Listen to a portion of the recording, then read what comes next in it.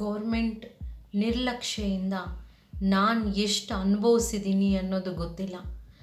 Paralysis stroke ಆಗಿರೋ ಫ್ಯಾಮಿಲಿಗಳಿಗೆ ಗೊತ್ತು ಅದರ ಕಷ್ಟ ಎಷ್ಟು ಅಂತ. ಆ ದಿನಗಳಲ್ಲಿ ನಾನು ಪಟ್ಟ ಕಷ್ಟ ಇನ್ನೂ ಈ ಪ್ಯಾರಾಲಿಸಿಸ್ ಸ್ಟ್ರೋಕಿಂದ ದೂರ ಆಗಿಲ್ಲ. ಹೆಲ್ದಿ ಬಾಡಿ, ಹೆಲ್ದಿ ಆಗಿರೋರು ತುಂಬ ಜನ ಕೋವಿಡ್ ಆಗಿದ ತಕ್ಷಣವೇ ಇಷ್ಟು ಸಲ ಪ್ಯಾರಾಲಿಸಿಸ್ ಸ್ಟ್ರೋಕ್ಗಳು, ಎಷ್ಟು ಜನಕ್ಕೆ ಹಾರ್ಟ್ ಅಟ್ಯಾಕ್. ನಾನು ಸ್ವಯಂ ನನ್ನ ಹೆಲ್ತ್ ಹೇಳ್ತೀನಿ, ಪ್ಲೇಟ್ಲೆಟ್ಸ್ ಎಷ್ಟು ಕಮ್ಮಿ ಆಯಿತು. ನನಗೆ ಇನ್ನೂ ಆ ಎನರ್ಜಿ ಆಚೆ ಬರ್ತಾ ಇಲ್ಲ. ಕೇಳಿದ್ರೆ ಟೆಸ್ಟ್ ಮಾಡಿಸಿದ್ರೆ ಡೆಂಗು ಲೈಕ್ ಫೀವರ್ ಅಂತ ಹೇಳ್ತಾರೆ. ಹೋದ ವರ್ಷ ನಾನು ಅನುಭವಿಸಿದ್ದು, ಈಗ ನೋಡಿದ್ರೆ ಇನ್ನೂ ಜಾಸ್ತಿ ಆಗ್ತಾ ಇದೆ. ಇದು ಯಾವುದರ ಲಕ್ಷಣ ಅಂತ ಹೇಳ್ತೀನಿ. ನೀವು ಅಂದ್ಕೊಂಡಿರೋ ಹಾಗೆ ಮಸ್ಕಿಟೋಸ್ ಅಂತೂ ಅಲ್ವೇ ಅಲ್ಲ. ಇದು ಡೆಂಗು ಫೀವರ್ ಅಂತ ಹೇಳೋದೇ ಇಲ್ಲ. ಬೇಕಾದರೆ ಹೋಗಿ ಚೆಕ್ ಮಾಡಿ, ಡೆಂಗು ಲೈಕ್ ಫೀವರ್ ಅಂತಲೇ ಬರೀತಾರೆ. ಯಾಕಂದರೆ ಪ್ಲೇಟ್ಲೆಟ್ಸ್ ಎಲ್ಲ ಕಮ್ಮಿ ಆಗಿಬಿಟ್ಟಿದೆ. ಪ್ಯಾರಾಲಿಸಿಸ್ ಸ್ಟ್ರೋಕ್ ಆಗಿರೋ ಫ್ಯಾಮ್ಲಿಗಳ ಪರದಾಟ ಈ ಗೌರ್ಮೆಂಟಿಗೆ ಗೊತ್ತಿಲ್ಲ.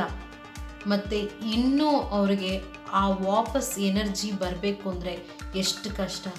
ಹೆಂಗೋ ನಾನು ಹೇಳಿರೋ ಮೆಥಡಿಂದ 4-5 ದಿವಸದಲ್ಲಿ ಪ್ಯಾರಾಲಿಸಿಸ್ ಸ್ಟ್ರೋಕ್ ಆಗಿರೋ ಪೇಷಂಟ್ಸು ಆಚೆ ಬರ್ತಾರೆ. ದೇವರಂಥ ಡಾಕ್ಟ್ರುಗಳು, ಕೆಲವರು ಆಯುರ್ವೇದಿಕ್ ಡಾಕ್ಟ್ರುಗಳು ಕಾಪಾಡಿದ್ದಾರೆ, ಆಯಿತು. ಆದರೆ ಇನ್ನೂ ಸ್ಟ್ರೋಕ್ ಆಗ್ತಾನೇ ಇದೆ. ಅದರಿಂದ ಆಚೆ ಬರ್ತೇ ಇರೋರ ಬಗ್ಗೆ ಏನು ಹೇಳಬೇಕು. ಹಾರ್ಟ್ ಅಟ್ಯಾಕ್ ಆಗಿ ಅವರ ಜೀವನದಲ್ಲಿ ತುಂಬ ಚಿಕ್ಕ ವಯಸ್ಸಿಗೆ ಅವರು ಬದುಕನ್ನು ಕಳ್ಕೊಂಡಿರೋರಿಗೆ ನಾವೇನು ಹೇಳಬೇಕು. ಸರ್ಕಾರ ಏನು ಆನ್ಸರ್ ಕೊಡುತ್ತೆ ಇಂಥವ್ರಿಗೆಲ್ಲ? ಸರ್ಕಾರ ಉತ್ತರ ಏನು ಕೊಡುತ್ತೆ? ದುಡ್ಡಿನ ಆಸೆಗೋಸ್ಕರ ನಮ್ಮ ನಿರ್ಲಕ್ಷ್ಯೆಯಿಂದ ಹೀಗೆ ಮಾಡಿದ್ವಿ ಅಂತ ಹೇಳ್ತಾರ? ರಮಣಿ ಯೂನಿವರ್ಸಲ್ ಮೆಡಿಟೇಷನ್ಗೆ ಸ್ವಾಗತ, ಸುಸ್ವಾಗತ. ಇವತ್ತು ನಾನು ನಿಮಗೆ ಒಂದು ನಿಗೂಢವಾದ ರಹಸ್ಯ ಹೇಳ್ತೀನಿ. ಕೋವಿಡಲ್ಲಿ ಎಲ್ಲರೂ ಪರದಾಡ್ತಾ ಇರುವಾಗ ಈ ಸರ್ಕಾರ ಏನು ಮಾಡ್ತು ಅಂದರೆ, ಈ ವ್ಯಾಕ್ಸಿನೇಷನ್ನ ನಾವು ಎಲ್ಲರೂ ಹಾಕ್ಕೋಬೇಕು ಅಂತ ಹೇಳಿ ಡಿಸೈಡ್ ಮಾಡ್ತು. ಆದರೆ ಕೋವಿಡ್ ಶೀಲ್ಡ್ ಅನ್ನೋ ವ್ಯಾಕ್ಸಿನೇಷನಲ್ಲಿ ಎಂಥ ದೊಡ್ಡ ಸೈಡ್ ಎಫೆಕ್ಟ್ಸ್ ಅಡಗಿದೆ ಅನ್ನೋದು ಅವ್ರಿಗೆ ಗೊತ್ತಿರಲಿಲ್ವ? ಲ್ಯಾಬಲ್ಲಿ ಟೆಸ್ಟ್ ಮಾಡಿಸಿದಾಗ ಎಷ್ಟೋ ಬೇರೆ ದೇಶಗಳು ಇದನ್ನು ಬೇಡ ಅಂತ ಹೇಳಿ ರಿಜೆಕ್ಟ್ ಮಾಡಿದಾಗ ನಮ್ಮ ಜನಕ್ಕೆ ಪ್ರಯೋಗ ಮಾಡೋ ಅವಶ್ಯಕತೆ ಏನಿತ್ತು? ಯಾವಾಗ ಬೇರೆ ದೇಶ ಇದನ್ನು ರಿಜೆಕ್ಟ್ ಮಾಡ್ತೋ, ಇನ್ನೊಂದು ದೇಶ ಚೆಕ್ಕೇ ಮಾಡ್ದಿರಾ ಅವರು ಈ ದೇಶಗಳೆಲ್ಲ ರಿಜೆಕ್ಟ್ ಮಾಡಿದೆ ಅಂದಮೇಲೆ ಇದು ನಿಜವಾಗ್ಲೂ ಸೈಡ್ ಎಫೆಕ್ಟ್ಸ್ ಇದ್ದೇ ಇರುತ್ತೆ ಅಂತ ಹೇಳಿ ಅವರು ರಿಜೆಕ್ಟ್ ಮಾಡಿದಾಗ ನಮ್ಮ ದೇಶದ ಆಸ್ಟ್ರಾಜೆನಿಕಾ ಅನ್ನೋ ಕಂಪನಿ ನಮಗೇನೆ ಮೋಸ ಮಾಡ್ತು. ವ್ಯಾಕ್ಸಿನೇಷನ್ ಹಾಕಿಸ್ಕೊಳ್ಳೇಬೇಕು ಅಂತ ಹೇಳಿದ್ದಕ್ಕೆ ಎಲ್ಲರೂ ಹೋಗಿ ಹಾಕಿಸ್ಕೊಂಡ್ರು. ಇನ್ನೊಂದು ಏನು ವಿಷಯ ಅಂದರೆ, ಯಾರಿಗೆಲ್ಲ ವ್ಯಾಕ್ಸಿನೇಷನ್ ಹಾಕಿಸ್ಕೊಂಡು ಎಡಗೈ ತುಂಬ ನೋವು ಬಂತೋ ಅವ್ರಿಗೆಲ್ಲರಿಗೂ ಹಾರ್ಟ್ ಅಟ್ಯಾಕ್ ಆಗಿದೆ, ಇಲ್ಲ ಬ್ರೈನಲ್ಲಿ ಬ್ಲಾಕೇಜಸ್ ಆಗಿದೆ. ಬ್ರೈನಲ್ಲಿ ಬ್ಲಾಕೇಜಸ್ ಆದಾಗ ಪಟ್ಟಿರೋ ಪಾಡಿದೆಯಲ್ಲ ಪ್ಯಾರಾಲಿಸಿಸ್ ಸ್ಟ್ರೋಕ್, ಕೈ ಕಾಲು ಏನು ಮೂಮೆಂಟೇ ಆಗ್ತಾ ಇಲ್ಲ ಅಂದಾಗ ನಿಜವಾಗ್ಲೂ ಆ ಫ್ಯಾಮಿಲಿಗಳು ಪರದಾಡಿರೋ ಹೇಳೋಕ್ಕಾಗಲ್ಲ. ನಾನು ಸ್ವಯಂ ನನ್ನ ಫ್ಯಾಮ್ಲಿನಲ್ಲಿ ಇದನ್ನು ಅನುಭವಿಸಿದ್ದೀನಿ. ಜಸ್ಟ್ ಇಂಥ ದೊಡ್ಡ ನಿರ್ಲಕ್ಷ್ಯೆಯಿಂದ ಅನ್ನೋದು ನನಗೆ ಗೊತ್ತಿರಲಿಲ್ಲ. ಯಾರು ಕಂಡಿಡಿದ್ರೋ ಅವ್ರ ಸೈಡ್ ಎಫೆಕ್ಟ್ಸು ಗೊತ್ತಿರುತ್ತೆ ಅಲ್ವಾ? ಅವರು ದುಡ್ಡು ಮಾಡ್ಕೊಳ್ಳೋದಕ್ಕೋಸ್ಕರ ಹೀಗೆ ಮಾಡಿದ್ರೆ ಹೇಗೆ ಹೇಳಿ? ಯಾರಿಗೆಲ್ಲ ಕೋವಿಡ್ ವ್ಯಾಕ್ಸಿನೇಷನ್ ಹಾಕಿಸಿ ಸ್ವಲ್ಪ ಹೊತ್ತಿಗೆಲ್ಲ ಜ್ವರ ಬಂತೋ ಅವ್ರಿಗೆಲ್ಲ ನೀವು ಟೆಸ್ಟ್ ಮಾಡಿ ಕೇಳಿ, ಅವ್ರಿಗೆಲ್ಲನೂ ಪ್ಲೇಟ್ಲೆಟ್ಸ್ ಕಮ್ಮಿ ಆಗಿದೆ, ರಕ್ತನಾಳದಲ್ಲಿ ಪ್ಲೇಟ್ಲೆಟ್ಸ್ ಕಮ್ಮಿ ಆಗಿದೆ ಅಂತ ಗೊತ್ತಾಗ್ತಾ ಇದೆ. ಅಂದರೆ ಇವತ್ತಿಗೂ ಈಗಲೂ ಎಲ್ಲರೂ ಇದೇ ಒಂದು ಪ್ರಾಬ್ಲಮಲ್ಲಿ ನರಳ್ತಾ ಇದ್ದಾರೆ. ಅಕಸ್ಮಾತ್ ಸೊಳ್ಳೆಯಿಂದ ಕಚ್ಚಿದೆ ಅಂದರೆ ಇಡೀ ಇಂಡಿಯಾಗೇನೆ ಸೊಳ್ಳೆಗಳು ಬಂದು ಕಚ್ಚುತ್ತಾ? ಎಲ್ಲ ಇಂಡಿಯಾನಲ್ಲಿರೋ ಕಾರ್ನರ್ಗಳಿಗೆಲ್ಲನೂ ಡೆಂಗು ಫೀವರ್ ಬರುತ್ತಾ? ಡೆಂಗು ಫೀವರಿಂದ ಎಲ್ಲರೂ ರಕ್ಷಣೆ ಮಾಡ್ಕೋಬೇಕು, ಅದು ಮಾಡ್ಕೊಳ್ಳಿ ಇದು ಮಾಡ್ಕೊಳ್ಳಿ ಅಂತ ಹೇಳ್ತಾರೆ. ಆದರೆ ನೀವು ಹಾಸ್ಪಿಟ್ಲಲ್ಲಿ ಹೋಗಿ ಕೇಳಿದ್ರೆ, ಟೆಸ್ಟ್ ಮಾಡಿಸಿದ್ರೆ ಡೆಂಗು ಲೈಕ್ ಫೀವರ್ ಅಂತಲೇ ಬಂದಿದೆ ಹೊರತು ಇದು ಎಕ್ಸಾಕ್ಟ್ ಡೆಂಗು ಫೀವರ್ ಅಲ್ಲ. ಬೇಕಾದರೆ ನೀವು ಚೆಕ್ ಮಾಡಿಸ್ಕೊಳ್ಳಿ.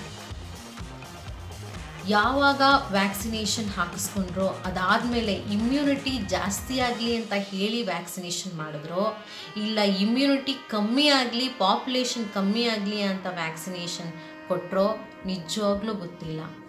ಎಷ್ಟೋ ಜನ ಚಿಕ್ಕ ವಯಸ್ಸು 30 ವರ್ಷ ದಾಟಿದವರೆಲ್ಲನೂ ಹಾರ್ಟ್ ಅಟ್ಯಾಕಲ್ಲಿ ತೀರ್ಕೊಂಡಿದ್ದಾರೆ. 30 ವರ್ಷ ದಾಟಿದವ್ರಿಗೇ ಜಾಸ್ತಿ ಪ್ಯಾರಾಲಿಸಿಸ್ಗಳು ಆಗಿದೆ.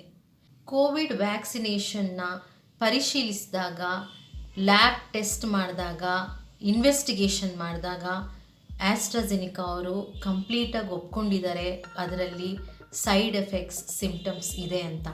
ಆ ಸೈಡ್ ಎಫೆಕ್ಟ್ಸ್ ಬೇರೆ ಯಾವುದೂ ಅಲ್ಲ, ಹಾರ್ಟ್ ಅಟ್ಯಾಕ್ ಆಗ್ಬೋದು, ಬ್ರೈನಲ್ಲಿ ಬ್ಲಾಕೇಜಸ್ ಆಗ್ಬೋದು ಮತ್ತು ಪ್ಲೇಟ್ಲೆಟ್ಸು ಅತಿ ಕಮ್ಮಿ ಆಗ್ಬೋದು.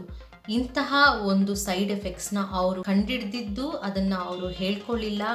ಅದನ್ನೆಲ್ಲ ಕೊಟ್ಟು ಆದಮೇಲೆ ಎಲ್ಲ ಮುಗಿದ ಮೇಲೆ ಇವಾಗ ಲ್ಯಾಬ್ ಟೆಸ್ಟ್ ಮಾಡಿ ಇವಾಗ ಎಲ್ಲರಿಗೂ ಹೀಗಾಗ್ತಾ ಇದೆ ಅಂತ ಇನ್ವೆಸ್ಟಿಗೇಷನ್ ಮಾಡಿದರೆ ಏನು ಪ್ರಯೋಜನ? ಸತ್ತ ಮೇಲೆ ಸತ್ತಿರೋರು ವಾಪಸ್ ಬರ್ತಾರಾ? ಪ್ಯಾರಾಲಿಸಿಸ್ ಸ್ಟ್ರೋಕ್ ಆಗಿರೋರಿಗೆ ಮುಂಚೆ ಥರ ಎನರ್ಜಿ ಇತ್ತಲ್ಲ ಅದು ಮತ್ತೆ ವಾಪಸ್ ಬರುತ್ತಾ? ನಿಜವಾಗ್ಲೂ ಏನು ಹೇಳಬೇಕು ಅನ್ನೋದೇ ಗೊತ್ತಾಗ್ತಾ ಇಲ್ಲ. ನೀವು ಎಷ್ಟು ಮಾತ್ರ ಈ ಸರ್ಕಾರನ ನಂಬ್ತೀರಾ? ಈಗ ನಮಗೆ ಸರ್ಕಾರದ ಮೇಲೆ ಹೇಗೆ ನಂಬಿಕೆ ಬರುತ್ತೆ? ಅವರೇನಾದರೂ ಹೀಗೆ ಮಾಡಲೇಬೇಕು ಹಾಗೆ ಮಾಡಲೇಬೇಕು ಅಂತ ರೂಲ್ಸ್ ಮಾಡ್ಕೊಂಡು ಬಂದರೆ ನಾವೇನು ಮಾಡಬೇಕಾಗುತ್ತೆ? ನಾವೇನು ಕೇಳಿದ್ವಾ ನಮಗೆ ವ್ಯಾಕ್ಸಿನೇಷನ್ ಕೊಡಿ ಅಂತ? ಪ್ಯಾರಾಲಿಸಿಸ್ ಪೇಷಂಟ್ಸ್ ಕೋವಿಡ್ ಆದಮೇಲೆ ಎಷ್ಟು ಹೆಚ್ಚಿದ್ದಾರೆ ಅನ್ನೋದು ಯಾರಿಗೂ ಗೊತ್ತಿಲ್ಲ.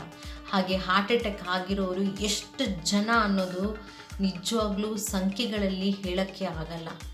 ಇನ್ನು ಡೆಂಗು ಲೈಕ್ ಫೀವರು ಅಂತ ಹೇಳಿ ಬರ್ತಾ ಇದೆಯಲ್ಲ, ಅದು ಅಷ್ಟೇ ನಂಬರ್ನ ಕೌಂಟ್ ಮಾಡೋಕ್ಕೆ ಆಗ್ತಾ ಇಲ್ಲ. ಇಮ್ಯುನಿಟಿ ಅಂದ್ಕೊಂಡು ಇಮ್ಯುನಿಟಿನೇ ಇಲ್ದಂಗೆ ಮಾಡ್ತಾ ಇರೋದು ಇದು ಯಾವ ನ್ಯಾಯ? ನಿಮಗೇನಾದರೂ ಪ್ಯಾರಾಲಿಸಿಸ್ ಸ್ಟ್ರೋಕ್ ಆಗಿದ್ದು ಇಲ್ಲ ನಿಮ್ಮ ಮನೆಯವ್ರಿಗೇನಾದರೂ ಪ್ಯಾರಾಲಿಸಿಸ್ ಸ್ಟ್ರೋಕ್ ಆಗಿದ್ದು ನೀವು ಅದರಿಂದ ಇನ್ನೂ ಆಚೆ ಬಂದಿಲ್ಲ ಅಂದರೆ ನಾನು ಡಿಸ್ಕ್ರಿಪ್ಷನ್ ಬಾಕ್ಸಲ್ಲಿ ನನ್ನ ವಿಡಿಯೋಗಳ ಲಿಂಕನ್ನು ಕೊಟ್ಟಿರ್ತೀನಿ. 4 ದಿವಸ 7 ದಿವಸದಲ್ಲಿ ಆಚೆ ಬರ್ಬೋದು. ಫ್ರೆಂಡ್ಸ್, ನಿಮಗೇನಾದರೂ ಈ ವಿಡಿಯೋಯಿಂದ ಇನ್ಫಾರ್ಮೇಷನ್ ಸಿಕ್ಕಿದೆ ಅಂತ ಅನಿಸಿದ್ರೆ ಲೈಕ್ ಮಾಡಿ. ಹಾಗೆ ನೀವು ನನ್ನ ಚಾನಲ್ಗೆ ಹೊಸಬರಾಗಿದ್ದರೆ ಸಬ್ಸ್ಕ್ರೈಬ್ ಮಾಡೋದನ್ನು ಮರಿಬೇಡಿ.